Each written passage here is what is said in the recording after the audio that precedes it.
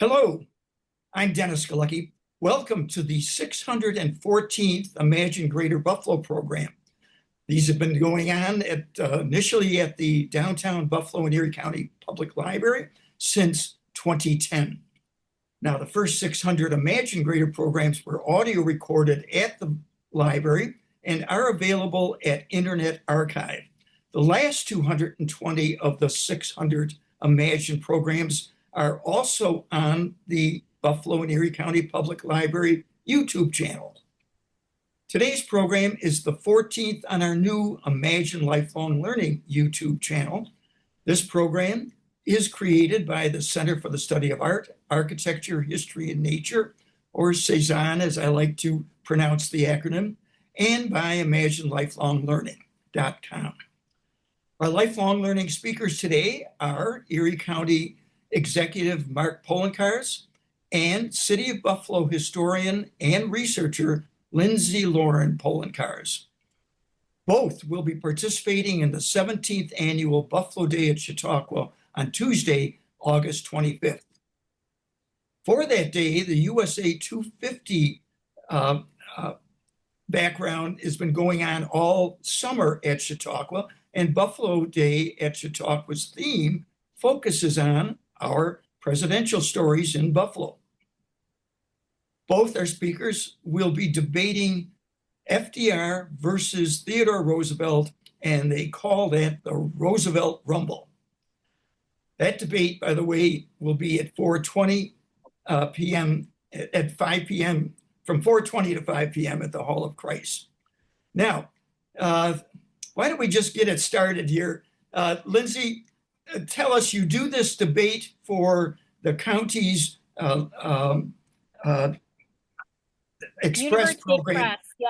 Express program. And how did tell us about just that little snippet of background, what you hope to accomplish, and then give us some sense of what that debate will be like. Sure. Thank you so much, Dennis, for having us on. We are thrilled to be here.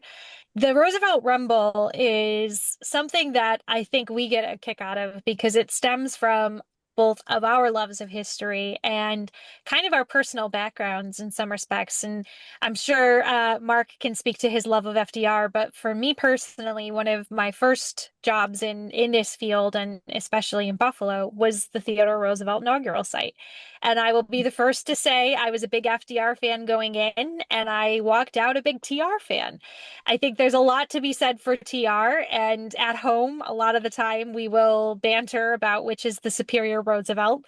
And so we thought, you know, how better to share our love of history and our knowledge on the Roosevelts than by kind of going head to head and putting them in comparison with each other. And so that's kind of where this presentation came from. And today what we are going to do is a little taste of what you'll get at our presentation at Chautauqua. We're just going to talk a little bit about the backgrounds. We each have a PowerPoint. We don't see each other's PowerPoint beforehand, so Mark's going to have a little bit of an advantage. So that's why we're keeping this to a very small, tight piece of mine. But that's part of the fun, is that we're reacting to it in real time. We're talking through it, and we're commenting on each other's points in our arguments. So it's certainly engaging. It's fun to watch. It's a little bit different than your traditional lecture, but you'll definitely learn a lot about both Roosevelts and probably a little bit about Mark and myself in the process. So Mark, I don't know if there's anything you'd like to add before I pull up our slides. Well, first off, we're very pleased to be here, Dennis, and to be presenting during Buffalo Day at Chautauqua. People are going to have fun. This is not a staid, boring discussion. This is actually a fun back and forth between Lindsey and I. We have done this presentation at the University Express program. It was the most attended University Express program all during the last few years. People seemed very happy because we have a lot of fun with this. And I'll just start right now and I'll finish it the same way. FDR is the superior president. He was without FDR, our nation would not exist today because of all the things that he dealt with. But we're going to have a good discussion going back and forth on why TR is an excellent president. I'm not denying that. But when it comes to who was the best and the most influential and the most impactful in our nation's history? It's Franklin Delano Roosevelt. It's cute that you think so. There would be no FDR without Theodore Roosevelt. And that is exactly what we are going to talk about right now. I am going to pull up our slides so we can jump right in because I cannot wait to prove my point. So, first and foremost, I don't want to go too much into my presentation, but I think one of the most compelling reasons as to why there would be no Franklin Roosevelt without Theodore Roosevelt is really talking about Theodore Roosevelt's early life and his career. So, Theodore Roosevelt was born into incredible privilege. His family was enormously wealthy. They were a well-established family in New York's social circles. And what's interesting is from this background, Theodore Roosevelt develops this very pronounced sense of public duty and service. So he's very well educated. He has all of the trappings of a very high society education. He attends Harvard University, initially for natural science, before switching after his father's death toward politics, and ultimately enrolls in Columbia Law School after graduation. You're going to see these little asterisks bopping around, and I'm going to wait a second before I disclose what they are, but I think the longer we go on, the more clear it will become exactly what is going on there. So after he graduates, he makes the decision to do something which is incredibly uncommon for people of his stature and his social class. He goes into politics proper.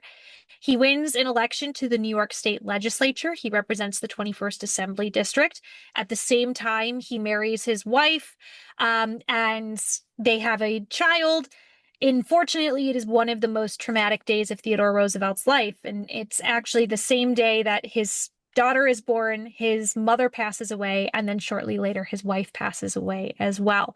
And for Theodore Roosevelt, obviously, this was a hugely impactful moment, and it kickstarts his life in terms of going west and his whole experience on the Badlands. But that's not what I'm going to focus on right now. I want to keep it very narrow in focus to the careers that he had. So I'm going to skip over some of these slides. So he goes to run for mayor of New York City. He ends up on the Civil Service Commission appointed by President Grover Cleveland, another Buffalo boy. He goes on to become the president of the New York City Board of Police, and then he becomes Assistant Secretary of the Navy. During this time period, obviously, the Spanish-American War breaks out. He has his whole experience as the 1st Volunteer Cavalry, also known as the Rough Riders. But again, focusing really on their career, he comes back to be governor of New York and ultimately vice president of the United States. Now, you've seen several asterisks here. Dennis, do you want to guess what those asterisks symbolize if you were to wager a guess? A cliff note, a summary of his ascension to presidency, I would. It certainly is. But what it actually is all of the offices that Franklin Roosevelt and Theodore Roosevelt have in common. And so it starts with Harvard University and Columbia Law School. It continues to the New York State Assembly. It continues to being Undersecretary of the Navy, governor of New York. And while FDR was unsuccessful in his first vice presidential bid, he ultimately did pursue the office the same way that Theodore Roosevelt did. In short, Franklin Roosevelt followed Theodore's footsteps nearly precisely on his rise to political office, and his process was made exponentially easier by the fact that his last name was Roosevelt, and he was following in the footsteps of his enormously popular cousin Theodore. Something that I think Mark has acquiesced on in terms of their early life and their careers. I don't know if you want to jump in, Mark. Well, I will note that while he did follow in his footsteps, the career of Franklin Roosevelt surpasses with regards to the impact on our country than TR's, and that's what we're here to determine: who was the more influential, not the better per se, but the one who had the greatest impact on our nation. And there's no doubt that while he may have followed in the footsteps of TR, FDR was his own man, and in itself overcame great issues, including his own disability related to polio. I'm not going to reveal all my slides because I got some good things to remind people as to why FDR was the superior president But when it comes to following in the footsteps, sure, he did. But then FDR took it to a whole different level. I think if you were to stack presidency for presidency, considering that Theodore Roosevelt had 7 years as compared to FDR's 4 elected terms, of which I'd say about 13 years that he serves, it's kind of unfair in some respects. But at the same time, Theodore Roosevelt manages to stack accomplishment for accomplishment in nearly half the time that Franklin Roosevelt holds the office. So I think when you look at punch for I think, punch, Theodore Roosevelt comes out ahead. well, I think when you look at it and the encompassing the whole, FDR will, and that was generally the decision of not only people who've attended our presentation before, and we'll leave it up to those who attend the Chautauqua one. However, the vast majority of historians all rank FDR as a greater president than TR. And I'll take the word of Doris Kearns Goodwin and John Meacham any day when we talk about what the historians think as to who was the vastly superior president. I think there are a few historians who would go to bat for Theodore Roosevelt, especially when you look at his legacy. Of course, me. Somebody has to. And I've got the full backing of the Theodore Roosevelt inaugural site, I will say, as well. Of course. I guess I'll have to contact our friends in Hyde Park. I was going to say, if we had the debate at the TR site, I think the outcome would have been different. But I think it is interesting to look at their legacies and look at what issues that they faced when they were in office. And they are different. The country is fundamentally different in 1901 when Theodore Roosevelt takes the oath of office as compared to 1933. It is worth noting that Franklin Roosevelt certainly had to endure economic turmoil and a war, two things that Theodore Roosevelt did not have to deal with. But at the same time, Theodore Roosevelt uses that period of peace and prosperity to focus on other issues that become legacy pieces that define the 20th century. His efforts in environmental conservation and allocating federal lands for protection is something that completely changes the trajectory of the 20th century and secures in perpetuity for American citizens our national treasures. Grand Canyon, Devil's Tower, all of these places that are iconic and special. We have to thank Theodore Roosevelt. He also uses this opportunity to look at making labor a more pronounced and negotiating factor when dealing with big business. And so for the first time, you start to see the federal government coming in and putting regulations on businesses and siding with the average workers. I mean, he has this incredibly prolific legacy, and that's to say nothing of his cultivation of the bully pulpit, right? You want to talk about fireside chats.